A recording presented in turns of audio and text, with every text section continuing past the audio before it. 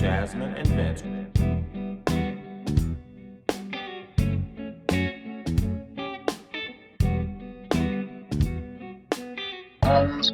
The JasVynce Show. The JasVynce Show.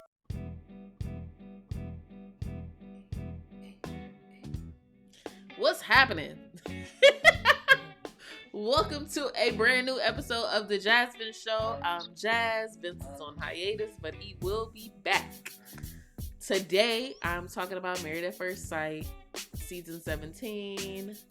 Sorry, I renamed it Gaslighter at First Sight, because that's basically what's happening this whole season, especially this episode. I can't remember what episode this is. Episode 10. Okay. Let me see. Oh, I have it.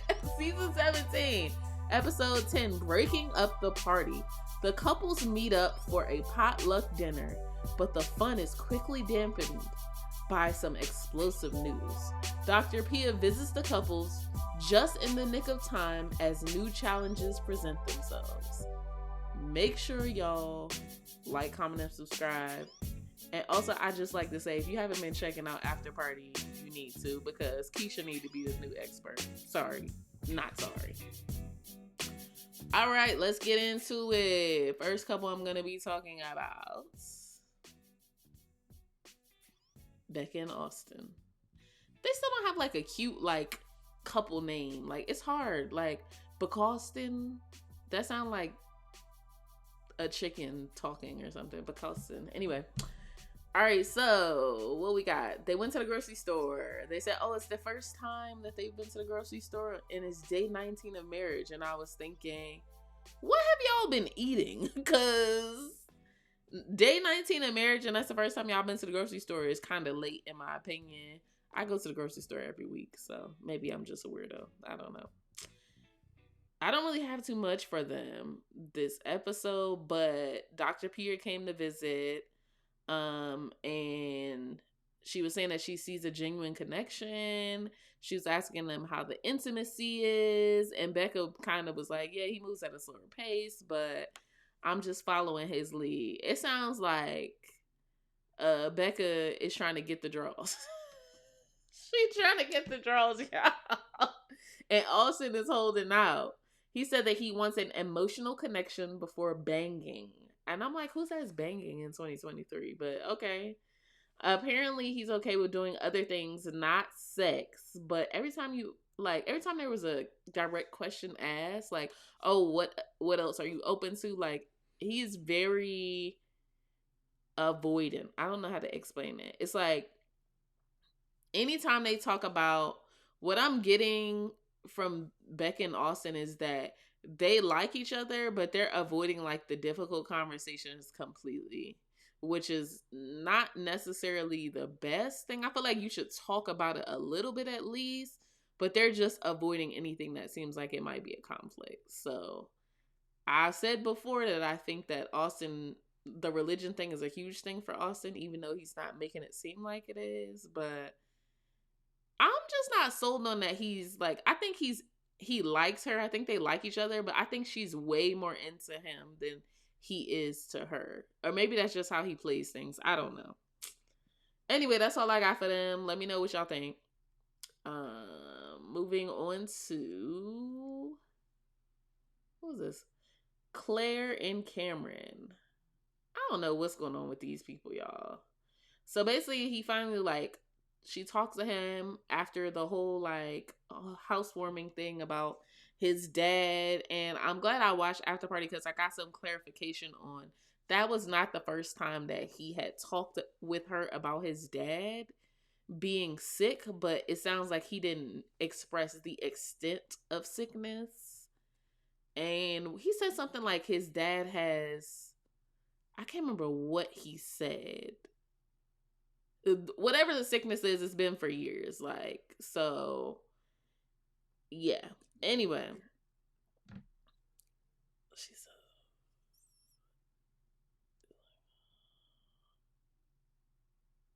okay. So basically they have no romance whatsoever, and she doesn't feel naturally like she wants to do anything sexual. But it seems like what I'm getting is like he might be low-key madly in love with her and he's just scared to get hurt is what I'm getting from him. And the after party he was talking about, there's a lot of conversation that they have off camera and she just repeats the same things back to him on camera that he told her. So it seemed like it's a lot of like the camera thing happening where we're presenting one person on camera and that's not who it really is. I think the most interesting thing that happened was when Dr. Pia came, she called out the fact that she was like, I see that neither of you guys are wearing your rings. And he said basically that they have fundamental disagreements on how to raise children, but I feel like they are both saying it's about how to raise the children, but it's really about for him, I think it's the lack of intimacy, honestly. It seems like they both think that they're really compatible, but I feel like they don't feel like they want to like, I feel like he feels like he wants to like kiss her or stuff like that, and she just not giving. Her body language is like shut down. So I think that he doesn't, and I feel like a lot of men have a problem with that, like accepting like rejection. I feel like she's not rejecting him, but to him it could be perceived as rejection because he's probably used to people that are physically into him. So Dr. Pia basically was like, you guys need to stop talking about like this super heavy stuff and wait until the experts are present and really try to like live in the moment and just have fun and connect. And I thought it was weird because Cameron was like, he was like, that's great advice, but I need to sleep on it. I can't commit to that. I was like, you can't commit to trying to live in the moment and the advice she gave you, but you committed to a marriage? Make it make sense. It's not giving. And I don't understand what this man be talking about sometimes. I'm sorry. So basically they go to some scene where Cameron is like, hey, like it's clear that they've had an argument or a conversation off camera, but he's like, yeah, so like, do you want me to stay? It seemed like he want her to beg him like, oh yeah, he wants to be wanted and that's normal.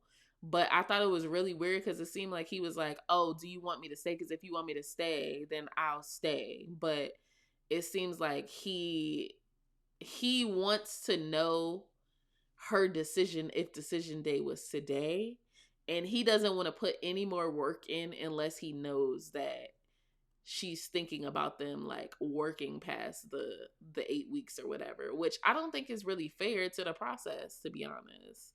But I understand why he feels that way, but I just don't think that it makes sense. So he sleeps in the spare bedroom basically. It's goofy. All right, what's next? The couple formerly known as Lauren and I. Okay. So basically what happened is they did a group potluck and everybody showed up. Everybody was asking Lauren like, oh, if they had moved in together, if he was coming. She was like, no, we never moved in together. I don't know if he's coming. I assumed he was.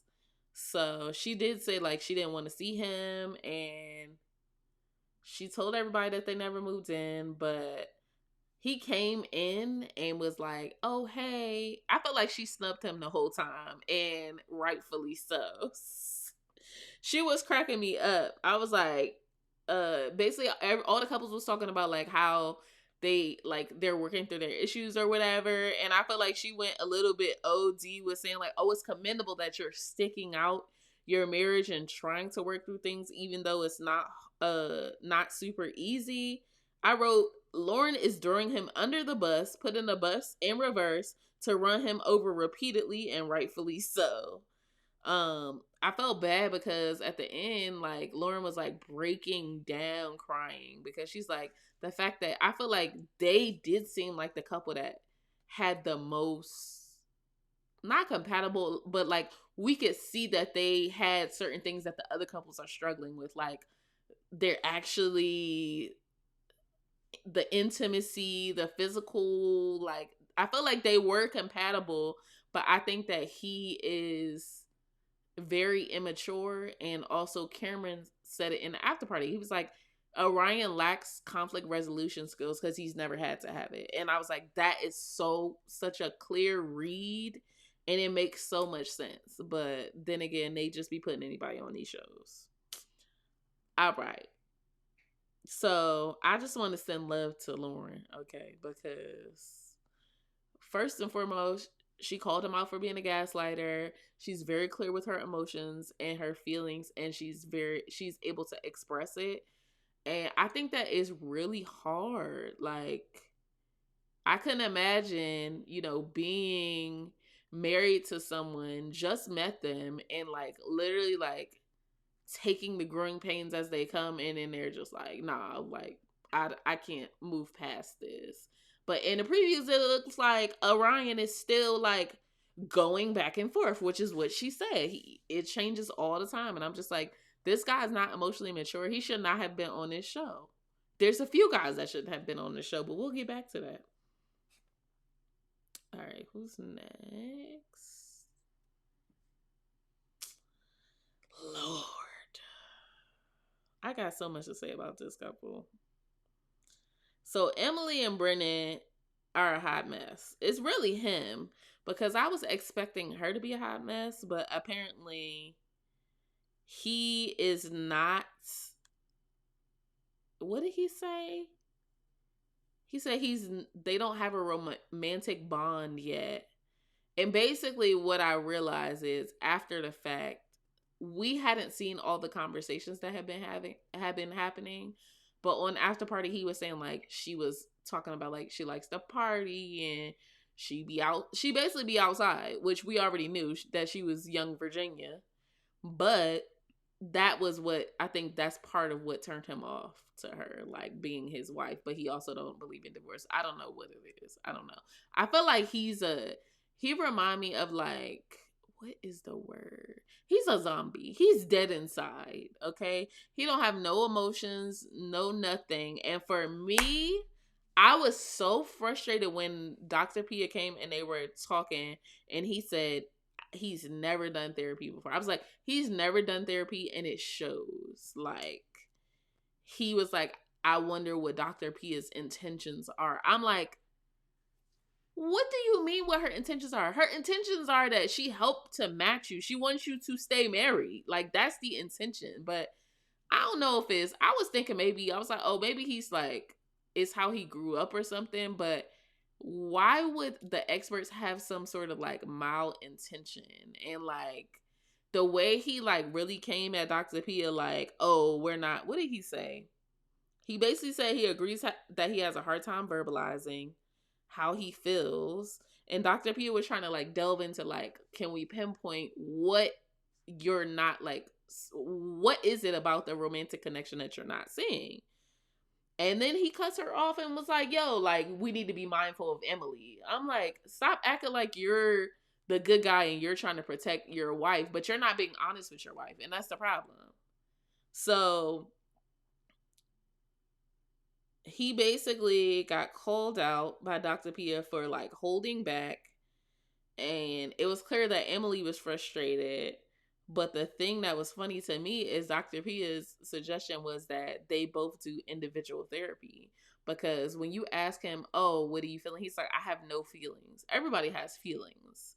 But he can't pinpoint what feeling he is having. But all I got from him was that he told Emily afterwards, they got into a little tiff, I guess. And he was like, it was clear that he was offended that Dr. Pia said he should go to therapy. Emily said he should go to therapy, and he said therapy is never gonna happen. And I'm like, girl, run. You are in danger, because this man gives me like anger management vibes, like so calm, but probably a crazy person. Like, I just don't. I'm very concerned, one, at the experts putting somebody on this show that says that it's one thing to be like, oh, I've never been to therapy, but like, I would never go to therapy is a red flag. You guys are mental health professionals.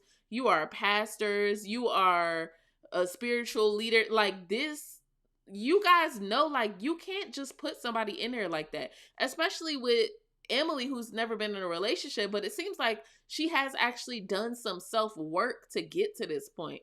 I didn't think she would have it in her, but I'm very concerned for her safety, like mentally, physically, emotionally, because this guy is crazy.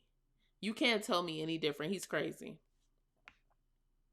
What else? Is that everybody? That was everybody.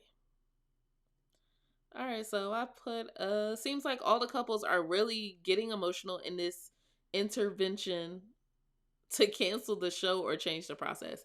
I think we do need to talk about, like, I'm curious how you guys would see the change in the Married at First Sight process going, because I'm genuinely concerned about, like, this whole season is basically a flop. There are some good people, but they're not good matches. And I feel like it's going downhill fast. You should have been required to do therapy before this. Like, that should be a requirement. Cause it's just too many oopses happening in the last few seasons, especially, like, just from left field. But it's giving, like, I didn't do a full background check. Like, I feel like there have to be better. How do I explain it? I feel like, all right, so there's been times where you might interview somebody, right? And then, like, they don't interview well, but they're great at the job. I feel like there has to be people in this process that are doing that. There has to be the people that are, like, great at the interview and then they bomb the job when they get it, aka the marriage. And there has to be people that don't interview very well, but you're like, you know what? They have some things going for themselves. Give them a chance. I would prefer to give them the chance people than these people that they're curating that are coming out. And, like, Brennan is so rehearsed on camera. Like, I am terrified of this man. Like, I would be terrified for Emily to sleep in the house with this guy, because I would never know, like, when his wrath will come. So, with that being said, sorry for my tangent, but that's all I got for you. Let's get into some ratings. So for Brennan and why did I say Brennan and Austin? What the heck? For Brennan and Emily, I'm gonna give them a 2. I'm scared of him. She should run. For Clare and Cameron, I'm gonna give them a 2 too, because I don't know what's going on with these couples. Like, I honestly don't think anybody's gonna stay married on decision day, is where I'm at this point. And I don't even want them to. Becca and Austin, I feel like they're doing okay, actually. In the previews, it looked like they're gonna start actually having some friction, but I would give them like a 6. Stay hydrated, guys. And who am I missing? Lauren, girl, you get a 10. Okay, just you. You get a 10. Do you, boo-boo. And keep your head up.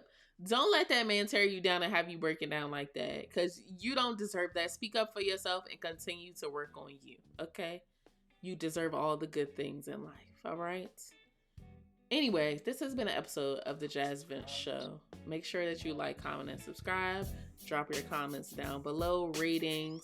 Let me know if there's anything else you wanted to talk about, anything I missed. Who's staying married, y'all? Because I'm not convinced anybody is. Until next time. Peace. Jasmyne and Vince.